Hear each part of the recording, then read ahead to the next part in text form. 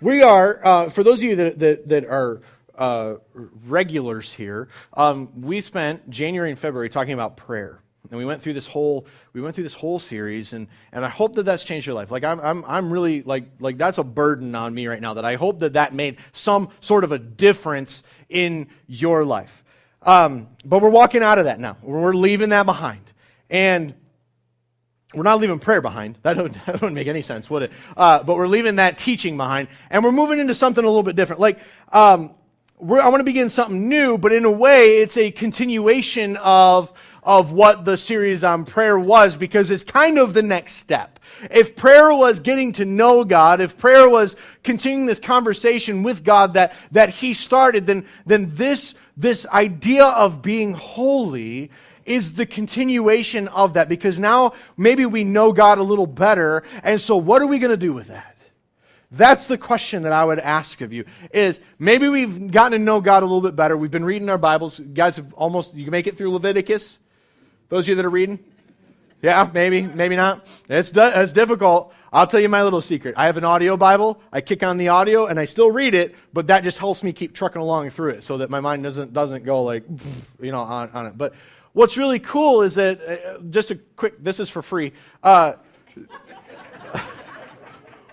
didn't preach last week. We're going to be here till 1. So just going to say, it's okay. We're good. So Leviticus, a lot of those things actually point to either science or they point to Jesus, the coming of Jesus later on, which is really kind of an awesome thing. There's just a lot of neat little tricks, and I could talk about that for a while, but we're not going to go there. That's not a point today. So I want to continue this idea. I want to continue growing in a direction. And so I want to talk about another action, this idea of being holy. We established this foundation of prayer. We established communication with God. And that's definitely a first step.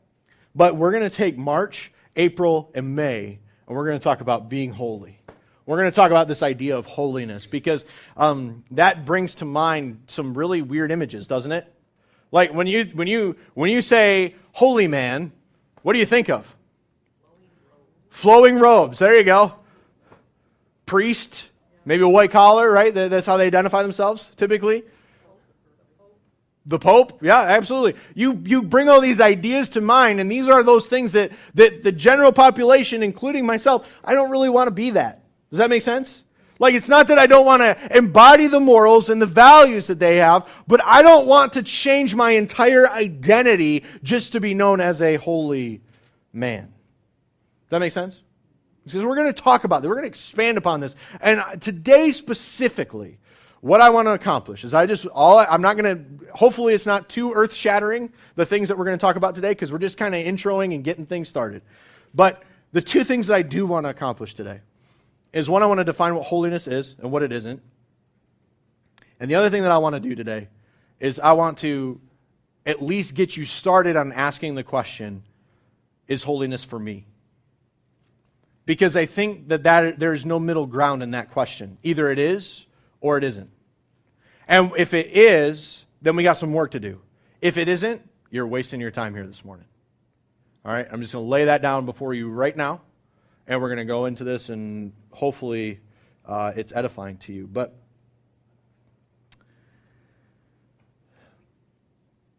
this is going, this idea, this time that we're going to spend in holiness, this is going to be a time, because I'm going to ask you, I'm going to tell you, I'm going to charge you.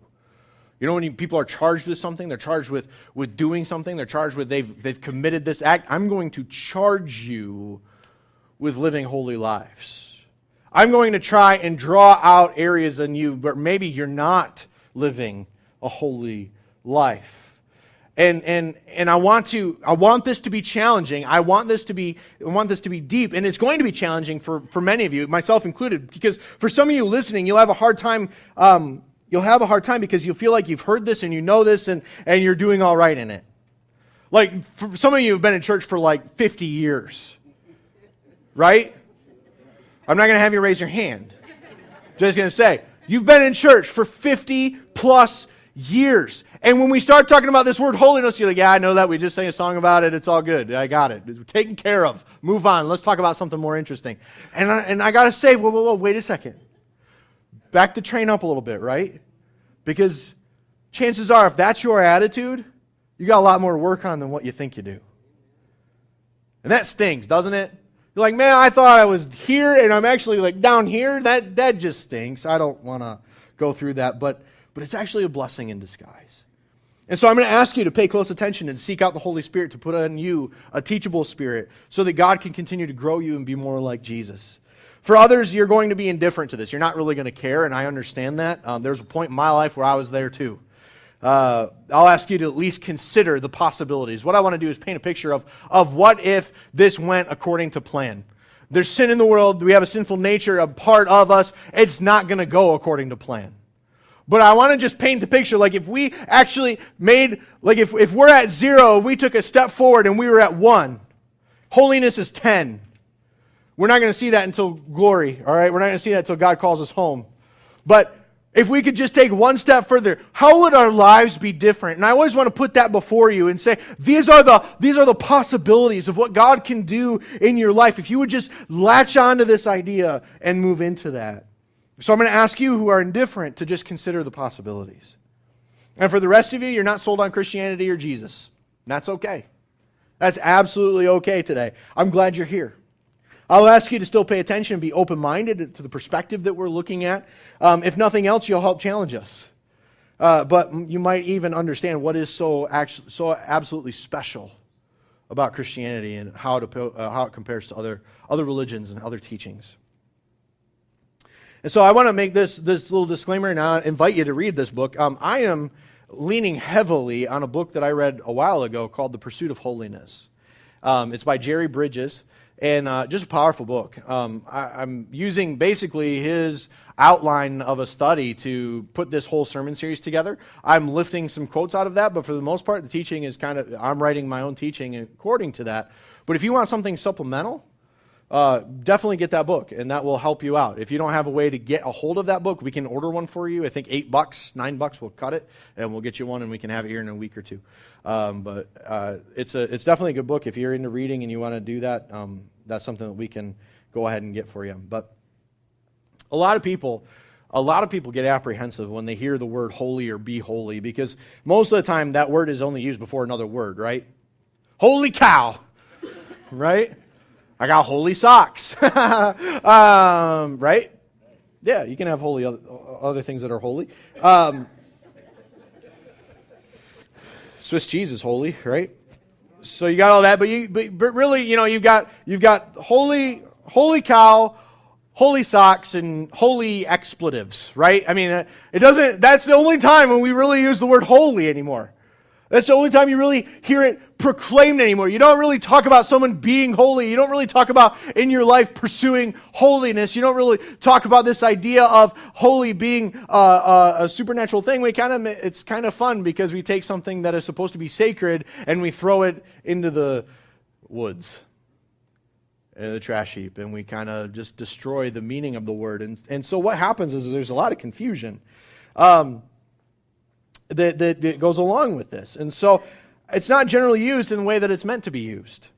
And so then we think about applying the word holy to everyday life, and oftentimes we think about applying it to ministers, monks, priests, who often seem dry and out of touch with reality. Holy, in essence, seems to be opposed to fun and happiness. Would you generally agree with that? Would you agree with that? Holiness tends to be generally opposed to fun and to happiness. Okay?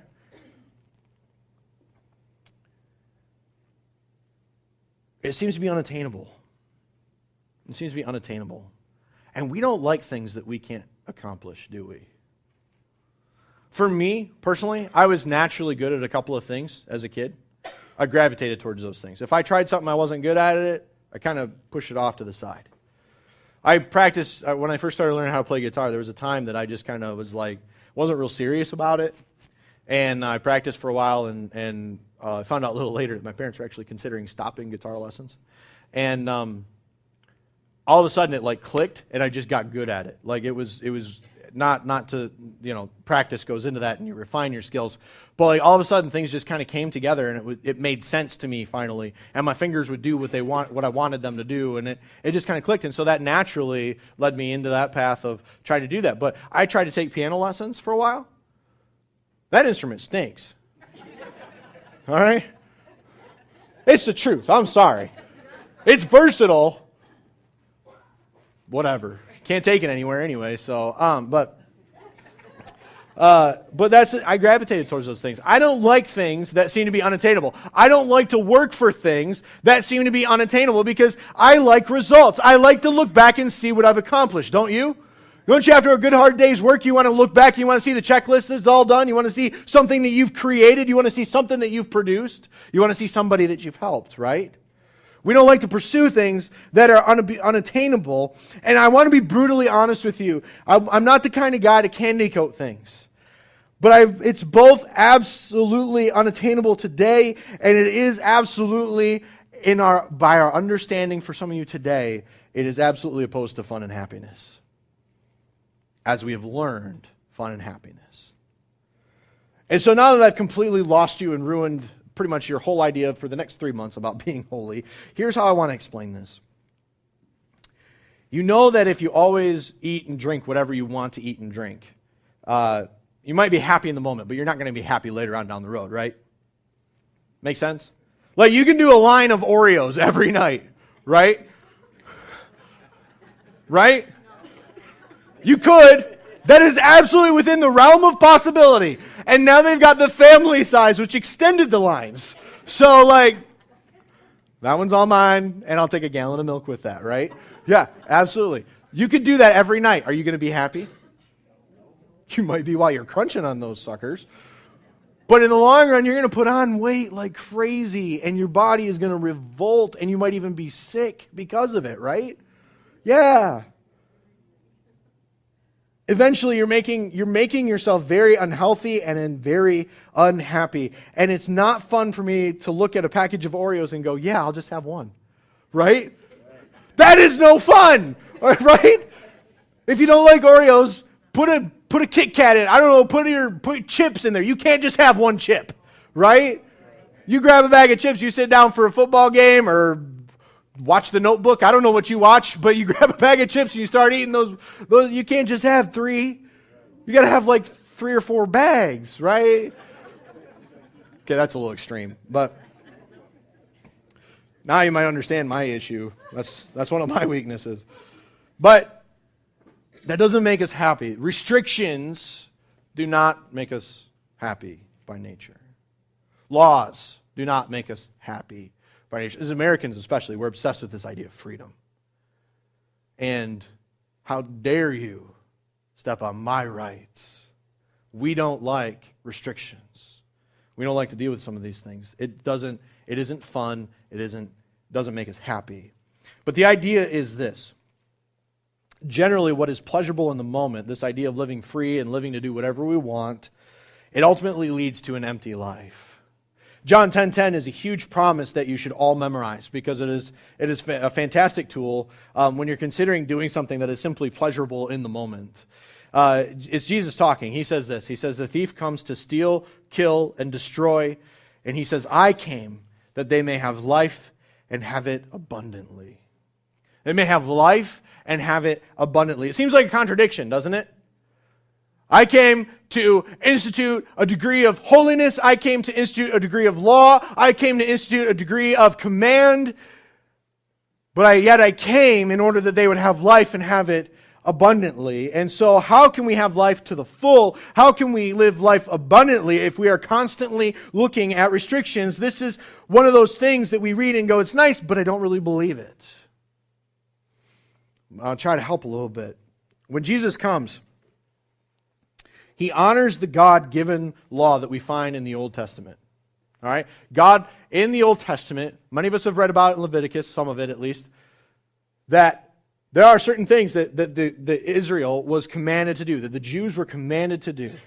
There were certain sacrificial laws. There were certain ceremonial laws. There were certain laws that just prevented, we know now, that just simply prevented sickness and helped them be fruitful in their crops and their farms and all those kinds of things that they would do. We know now that God's wisdom went beyond what they could figure out through science and through agriculture and through all those kinds of things in order that they would be provided for and they would do all these things.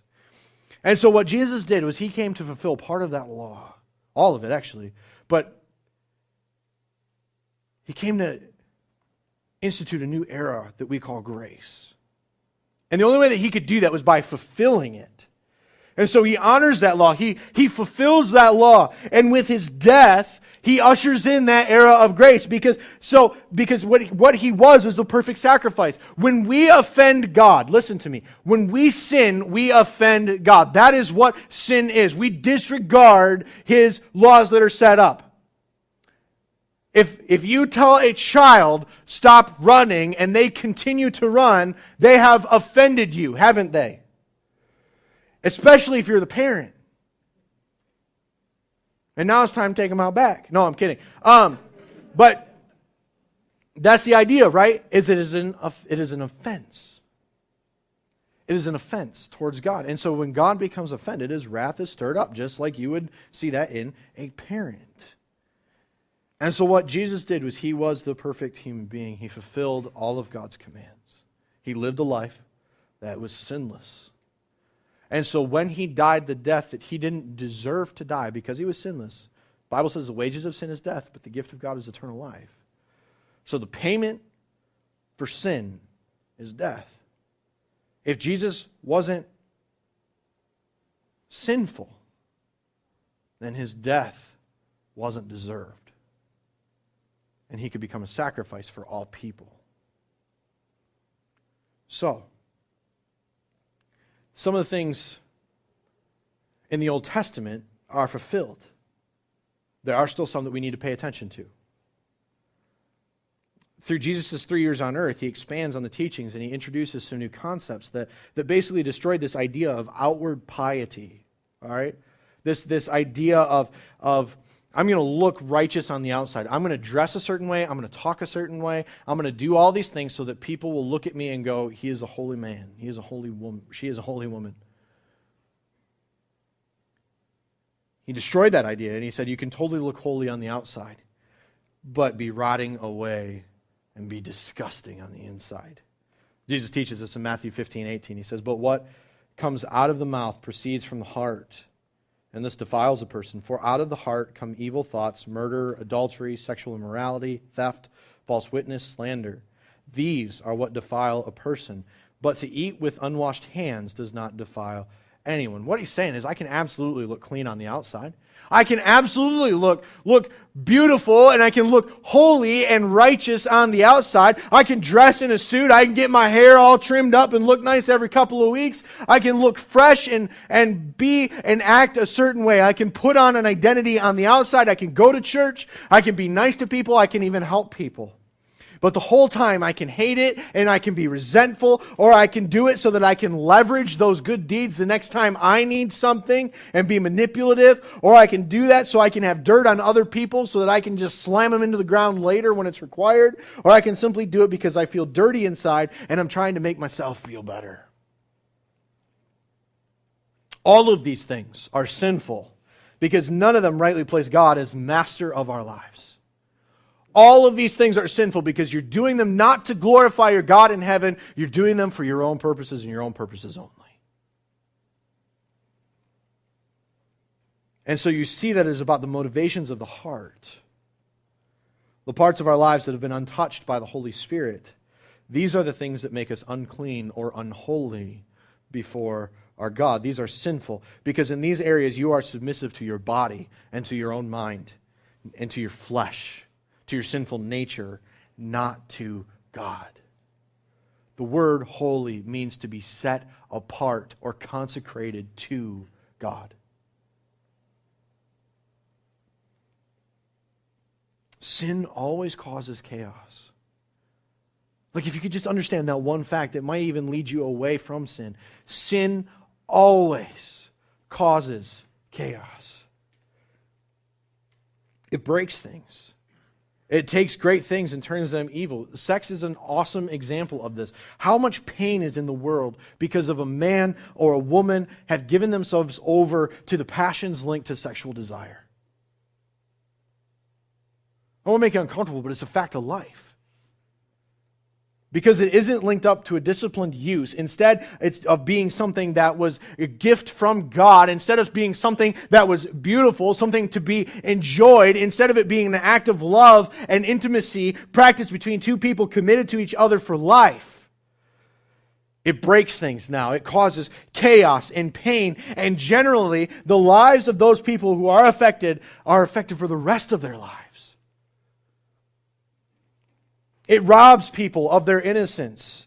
It robs people of their freedom. It robs people of their trust in others. It robs people of a worldview where everyone has something good about them, and it introduces anxiety. In a lot of cases, it damages future relationships that person will have with their spouse. How many lies have we been told by people chasing after their own passions? How many times have you bought into that stinking infomercial that these knives will never go dull? Anybody ever bought those knives? No, you're too smart? Neither have I. But how many, for them things to still be on the air, they still have to be bought, right? It still has to sell. And so what happens is we buy into this infomercial, this promise that's on TV. These lives will never go dull, and we'll give you a lifetime warranty. And then when you go to cash in that lifetime warranty, you find out they had gone out of business after 6 months, and you've got 12 dull knives, right? How many times have we elected politicians based upon empty promises?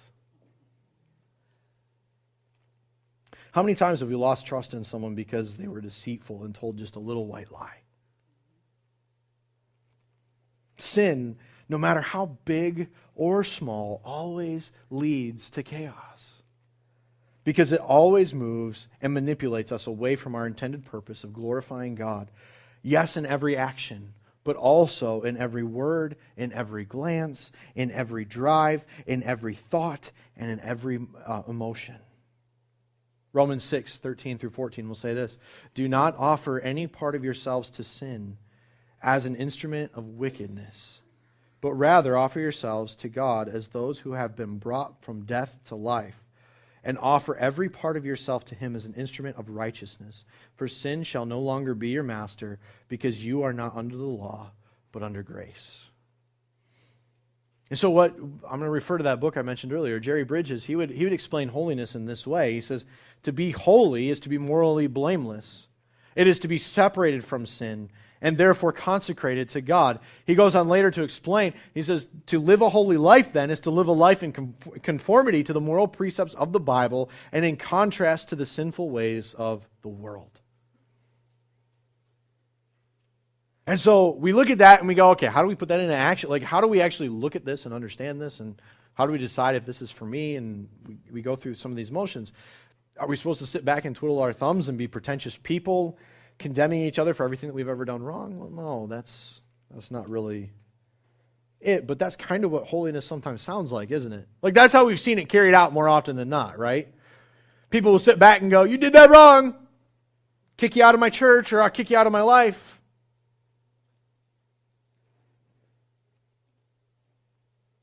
If we're really honest, we're just going to be really honest here. We don't enjoy that person that kills the curve, right? If you're in school, you really did not like the person in class that aced their test and they destroyed the curve for their whole entire class, right? You don't like that person at work that might do a really, really good job and makes you look bad, right? You don't really enjoy that person that might seem like they have their life all together, like you're constantly examining them and looking for the dirt in their lives, right? Some of us do. I'm not saying everybody does. But I've been there at one point in my life. I'm sure you can probably identify some point in your life where you were there. Don't you dare be better than me, because I'm okay with the way I am, right? I'm okay with who I am. You don't have any right to tell me differently. Have you ever felt that before? You feel anger and contempt toward that person. You begin searching out for their flaws. Like, you understand what that is, right? Like, you understand when that rises up inside of you, you understand what's going on. What is going on there is that is an evil, sinful nature rising up inside of you. Because instead of looking at someone and praising God for what they have done with their life, you look at them and go, how dare you make me look bad? How dare you kill the curve? How dare you be better than me? And we immediately begin looking at that person and trying to bring them down, at least in our own minds, so that we feel fine, so that we don't have to change anything when we're around that person.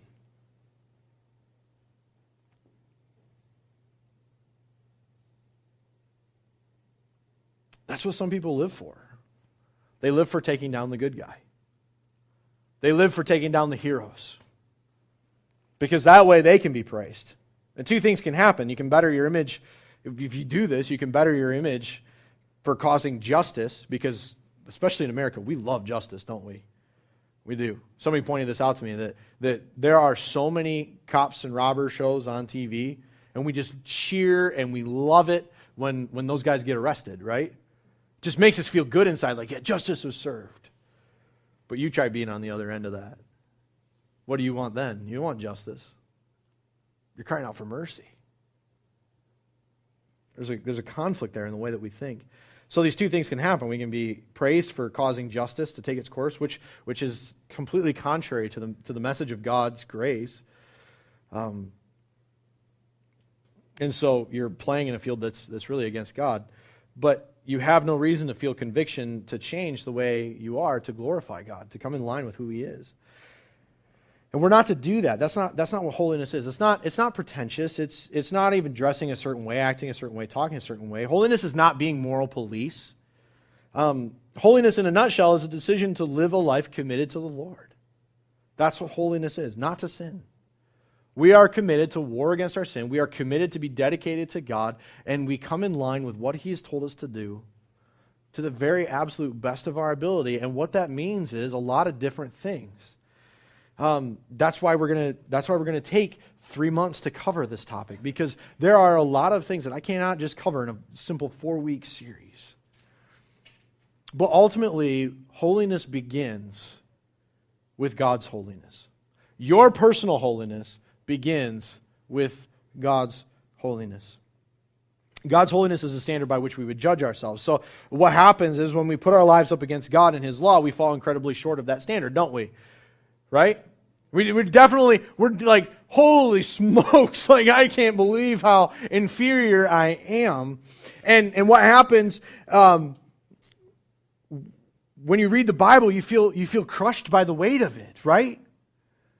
When you read the Bible, you feel crushed by the weight of these commands, and you've taken this first step in understanding the gospel and understanding God's love, His freedom in His love. When you feel that, because you understand that this is unattainable, that holiness is in fact something that you can't get to on your own. There's no possible way that you can live up to the standard that God has set before us. But the law is a gift. God's commands are a gift. This is what the psalmist would declare in Psalm 119:97. He says, "Oh, how I love your law. It is my meditation all the day." We don't meditate on the Constitution. We don't get tax law and meditate on that, because first of all, it's very confusing. But second of all, it's daunting. And it's like, I don't care and I don't want to be a part of this. Do we do that with God's word? Do we do that with God's laws? Especially those of you that would take the name Christian, do you do that with God's law? Because Christian, by the very meaning of the word, means that you are a Christ follower, which means you are pursuing the image of Christ, which means you are chasing after that, not putting in an hour and a half a week in a chair, listening to some idiot speak. I know. Sometimes in my own mind I go, I don't know why you guys are here. But no, it's fine.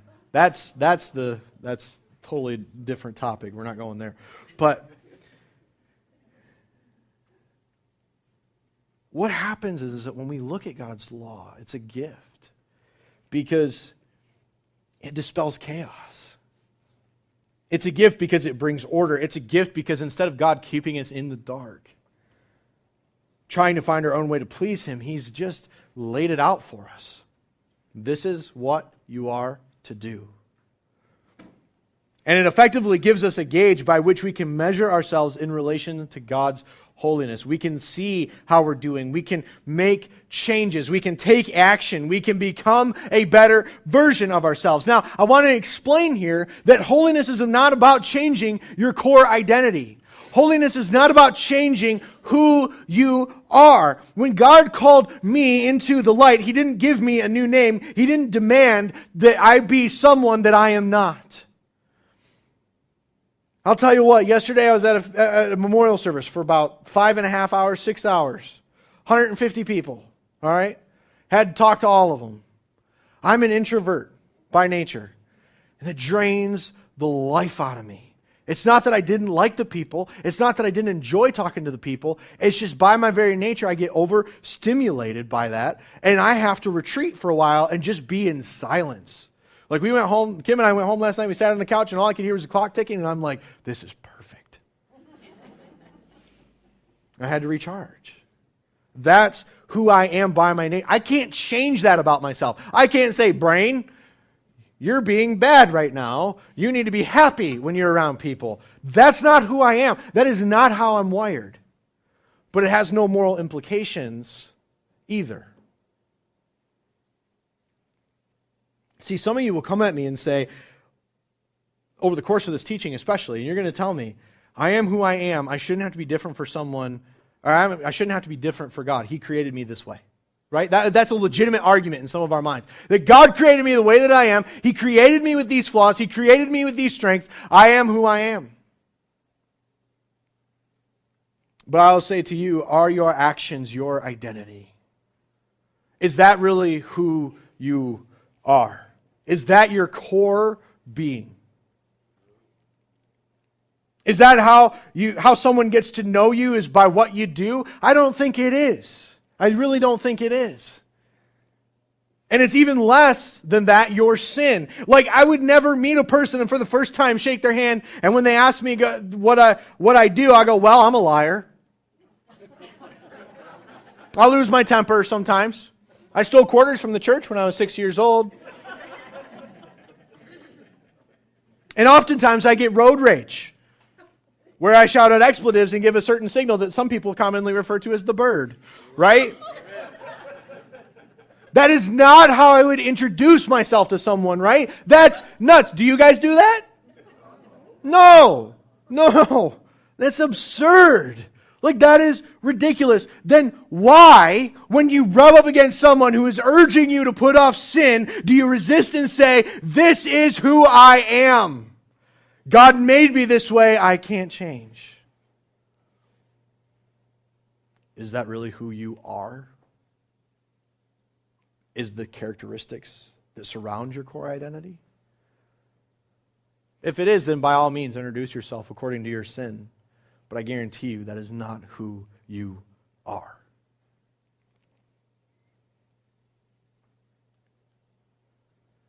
See, why when we read the Scriptures and you see what it is that you should change, do you ignore and go, well, that's not for me?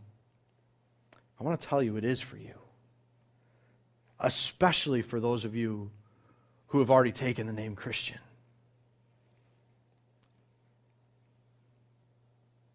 In fact, God commands it. Leviticus 11:44, He says, I am the Lord your God. Consecrate yourselves and be holy, because I am holy. He said, for no other reason than you are mine, and I'm holy, so I'm expecting that you be holy. Isn't that how it runs in your household? With your kids? We are respectful people. That was what I heard in my home at times. We say please and we say thank you. We say Mr., we say Mrs. I picked up something from my dad that a lot of you don't like. I say ma'am and I say sir. And some of you look at me and go, don't you ever call me that. And I'm like, I'm trying to be polite. I'm sorry. Right? That's how it works in our homes. Why would that be any different with God? Be holy because I am holy. Be holy because that's who we are. And then in 1 Thessalonians 4, 3 through 7, I love this verse, not because of the spiritual implications, but I'll point it out in a second. It says, for this is the will of God, your sanctification. So, You guys are wondering what the will of God is, right? Some of you have asked that question. I don't know what God's will for my life is. It's right there. For this is the will of God, your sanctification. That you abstain from sexual immorality, that each one of you know how to control his own body in holiness and honor, not in the passion of lust like the Gentiles who do not know God, that no one transgress and wrong his brother in this manner, because the Lord is an avenger in all these things. I love that. The Lord is an avenger. Yes! He's right there with Iron Man. You know what I mean? Sorry, that was what I was talking about. Moving on. As we told you beforehand and solemnly warned you, for God has not called us for impurity, but in holiness. Therefore, whoever disregards this, disregards not man, but God, who gives His Holy Spirit to you. This is the Christian life summed up in 4 verses. This is the will of God, your sanctification, that you abstain from these things, that you know how to control your body, to not live for impurity, but in holiness. It's not about what you do. It's about who you are. And so many times we want to turn this thing in this gathering, this time, any time that we get together in church, we want to turn this into a time of action. And we refuse to let God into the walls of our hearts, just so that He can work and so that He can do these things, so He can call us out of impurity and into holiness, so that He can transform us. I mean, the idea of holiness is in fact a partnership whereby two partners contribute. God, in the form of the Holy Spirit, He eradicates the sin nature that is a part of our body, is a part of our flesh. We will never be rid of that sin nature, but we can continue to put it off throughout our lives with the power of the Spirit. One of my favorite verses, Ezekiel 36:26. He says, "And I will give you a new heart, and a new spirit I will put within you, and I will remove the heart of stone from your flesh, and give you a heart of flesh. And I will put my spirit within you, and cause you to walk in my statutes, and be careful to obey my rules." So we got God's end, transformation. We've got our end, and we have to actually do something with this. And so what God is doing in essence is He's saying, here's the door. Here's what I've told you to do. Here's what I've asked you to do. He says, this is the path. But you are responsible for walking up to that door, turning the doorknob, and walking through that door into holiness. You have to decide to go there. There is effort required on your end. And think about it like this. A farmer just doesn't go out to a field and spread a seed around on the ground, right? He doesn't just go out and be like, we're going to have corn today, and just throw it out into the field, right? No, what does a farmer do? He sows it. He works the ground. He fertilizes the ground. He puts minerals and nutrients into the soil. He waters it. He fertilizes it. And then he goes out and he carefully places those seeds into the ground and carefully covers them back up again. Right? It might be a machine, but the machine is designed to do exactly that. And then after that, He continues to water, and He continues to fertilize, and He continues to work, and He continues to look after. But does He have any control over whether that seed will sprout or not sprout? Nope. He has no influence over the seed other than to provide the right conditions for the seed to grow. And if He comes through on His end, continuing to care for the soil, then the seed will sprout and grow and produce an abundance of food. So the question I want to ask you today is, how is your soil? How's your soil? Are you preparing yourself so that the Spirit of God has an opportunity to actually sprout and to grow into your life? Do you take care of your soul? Do you look after your soul? Do you discipline your body in that it might not sin against the Lord? Because we can plant seeds all day long. We can read the Bible all day long. You can come to church for 50, 60, 70 years. And if your soil is toxic, that seed is never going to sprout. It's never going to sprout. If it's full of weeds and full of junk, if you never take care of the field, if you never plow the field, if you never pull the weeds out, then the seed doesn't have any chance of getting what it needs to grow. It's neglected. And so here's what I want you to walk away with today. Is that holiness is for you. Say it. Holiness is for me. Holiness is for me. Now the question is, do you believe that? You can say it. Does that feel weird actually saying that out loud? You know? Some of you, yeah, it's like, I don't know if I want to be holy, right? I don't know if I want to be associated with that image. And that is a clear sign that there is something inside of you already beginning to war against this idea, if you felt it. I want to end today just by painting this picture of why this is for you. Think about driving down the road and coming up to a stoplight. Just picture yourself in your car or in a Lamborghini, whatever one you want. I don't care. You're driving down the road, you come up to a stoplight. What happens if the light's green? Oh, yeah, that sounds good. You can hear that engine vrooming, right? What happens if the light's red? What happens if it's yellow?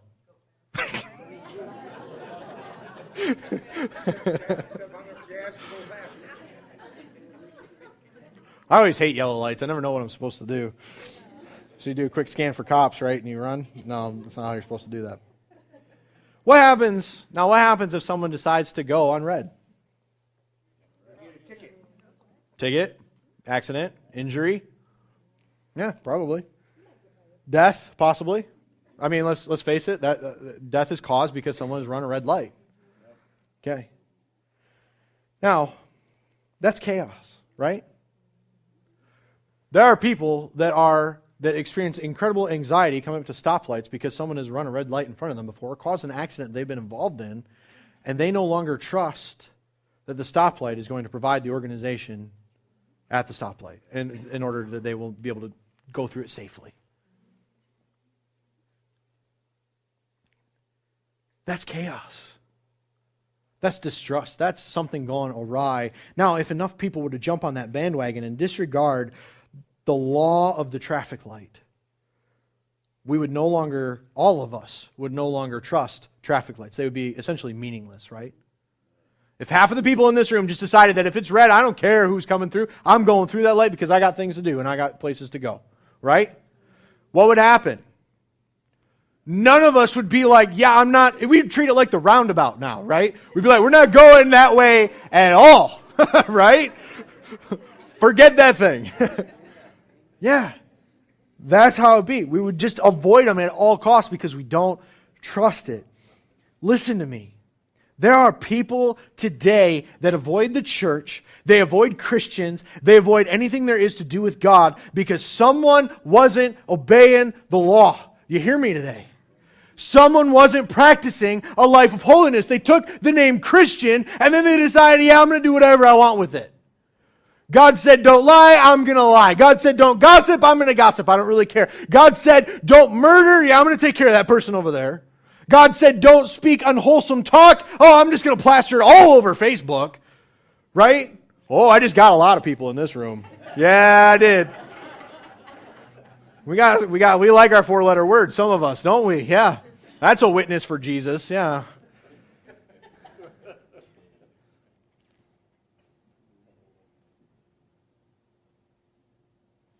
And at some point, what happened was we stopped striving for the stars and we settled for the clouds. Oh, this is good enough. We even have this saying now when we mess up, oh, well, I'm still growing in that area of my spiritual life. Excuse me.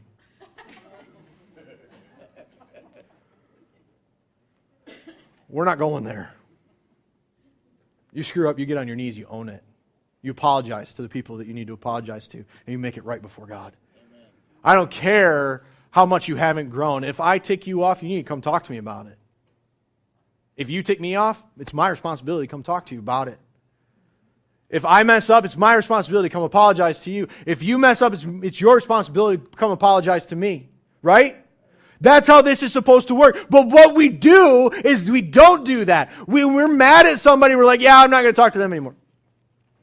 We're going to leave our church. We're going to bail out. We're going to let conflict simmer. And then when we see them in Walmart, we're going to be like, okay, see you later. Right?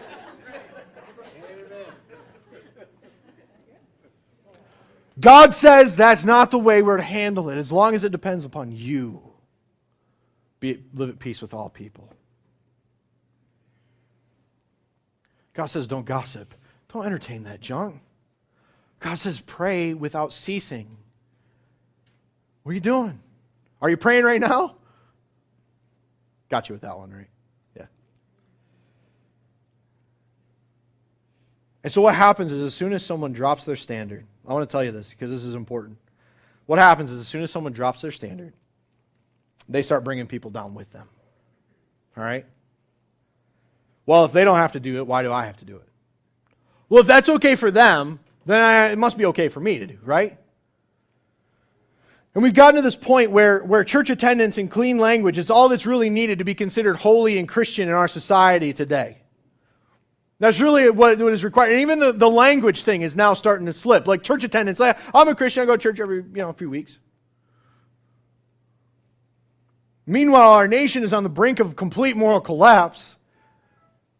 Our churches aren't equipped to train up and disciple new Christians because we know we're not meeting the standards, so we leave it up to the holy people in the church, the pastor, the leadership of the church, the staff, because they're trained in this. I got a year of college in this. So that ain't me. And we think we're doing right by throwing a couple of bucks, and not because generosity is a mark of our spiritual life, but because we approve of the entertainment that we received at church. He made us laugh 3 times today. I'll give him a couple bucks. Right? That's how some people do. I'm not saying it's you. I'm just saying that's definitely some people. Absolutely some people. And I could go on, but I think you get the idea. The system is broken, not because God designed a bad system.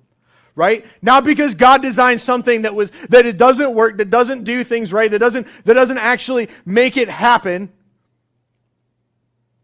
But because Christians have gotten lazy and many of them have shirked their responsibility, their orders from Jesus saying, go and make disciples of all nations, baptizing them in the name of the Father and of the Son and of the Holy Spirit, teaching them to obey all that I've commanded you, and surely I will be with you till the very end of the age. That is a command placed upon the shoulders of every single Christian in this world.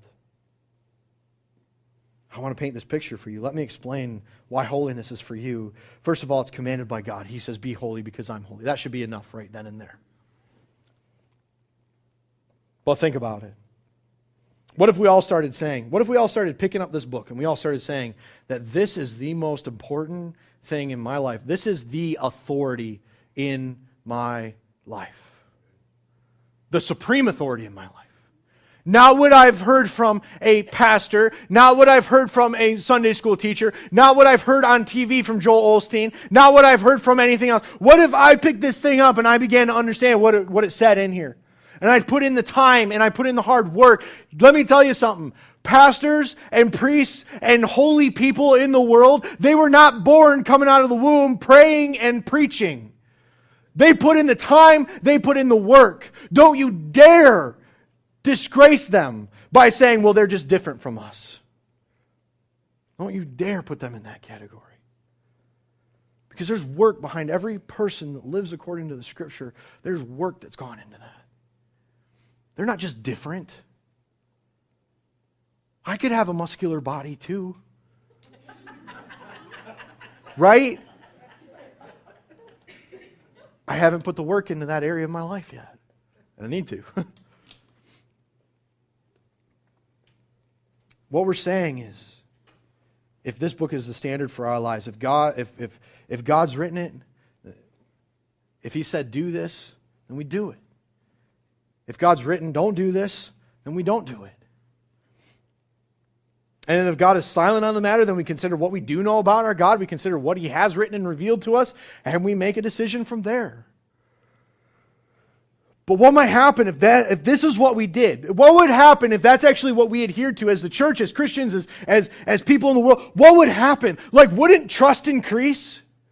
Would not trust be one of the things that just blows up in our lives? Because we wouldn't have to worry about lying, would we? We wouldn't have to worry about anybody ever lying to us. If that was the supreme authority in our lives, we lived according to it. I'm painting the blue sky picture of this right now. We wouldn't have to worry about lying. We wouldn't have to worry if anybody's ever telling us the truth. Do I look good today? Not really. No, thanks, I appreciate that. Right? But you told me the truth. I would know that your utmost authority is the Scriptures, as is mine, and our principles would align. I could ask you to keep something confidential, and if you agreed, I wouldn't have to worry about it. Your motives would be aligned with the Lord's motives. And so just by making God and His Word the ultimate authority in our life, we've already just reversed the effects that we feel when we can't trust someone. We've already reversed the effects of anxiety. We've already begun to form a deeper relationship because we can trust that our secrets are safe with other people. When we got an issue, we can go talk to them, and it's not going to reach the whole world, all that kind of junk. What do you think about this? Wouldn't our church be more effective? Wouldn't the church as a whole in the world be more effective if that was our supreme authority and we actually lived by it? Instead of everyone coming to a few people, most in the congregation would be trained in righteousness and be able to help anyone through difficulty and strife. Not to mention just explaining the teaching and teaching the gospel to other people. And I mean, I don't like to hammer this topic very often, but it's so true. Would not our church be funded to help meet more needs? I just have to be honest in this one. I know that some of you don't give in the way that you should be giving. $20 in the offering plate once a week, when you're bringing home $40,000, $50,000, $60,000 a year, you're not structured to give generously. You're not structured to give generously. I'm not looking for more money. We're basically meeting budget. We've even got money going into savings now for a building. I ain't asking you for more money. I'm asking you to live generously. I'm asking you to live in the way that God's asked you to live. If you're not living in generosity, that is a sin. God has set up certain ideas so that the gospel would be well funded, and what you give allows me to be able what you give allows me to be available when people need me. Because you pay my paycheck. You realize that, right? What you pay allows me to go to the office when somebody calls, hey, I'm in the hospital, I can go there. I don't have to say, well, I'm at work right now, I can't leave. It allows me to live life devoted to serving you and the Lord. But beyond that, it allows us to buy teaching materials, put on events, ultimately build up the body so they can go out and do the work of the Lord. What it does is it allows us to meet needs within the congregation. If you have a rent payment that's due and you can't meet that rent payment, guess what? We got money in the bank. You can have the money. You don't even have to worry about paying us back. That is what the first church did. That would be awesome if our churches were able to do that today. If we gave the way God instructed us to give, we'd see an abundance of money that would not just flow into the ministry of this church, but would flow out of this church into the pockets of those in this very room that experience hardship and difficulty. What a testament to God's provision that He would provide the church with money to support His own people. That we wouldn't have to worry about making ends meet, that the Lord could be all that much more devoted, that we could be all that much more devoted to the Lord. And I can go on and I will go on in future messages about what this possibly looks like. Continue painting this picture to catch a glimpse of what might actually be possible if you subscribe to this idea that holiness is in fact for you. But it starts with the holiness of God. It starts with you looking at Him and understanding just how short you fall in comparison. And so once our ego is bruised, once the inflated image of who we are is shattered, we go back home, we lace up our work boots, and we say, together, it's time to get to work. Because we won't experience a sin-free life in this side of glory. But we can most definitely shine a brighter light, pushing back the darkness and dragging the rest of His world into a marvelous light.